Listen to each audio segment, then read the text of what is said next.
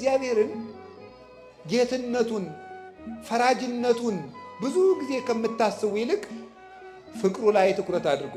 ፍቅር ጉልበት አለውና ዳኝነቱንም ማሰብ ይገባል። እግዚአብሔር መቀለጃ አይደለምና። የሆነው ሆኖ ግን ፍቅሩ ስቦ ከሱ ያደርሰናል።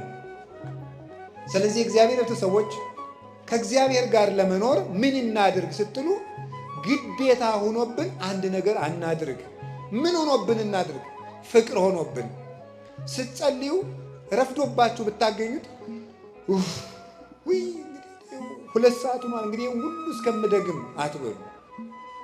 በፍቅር አንዲቱን አቡነ ዘበሰማያት ደግማችሁ ውጡ። እግዚአብሔር በፍቅር የምትሆን ነገር ይህን ደግሞ ጸሎት ለማሳጠር አትጠቀሙበት። መጠቀም ያለብን እግዚአብሔር የሚፈልገው ቀመር ሳይሆን ፍቅር ነው የሚፈልገው። ፍቅር ይቀድማል።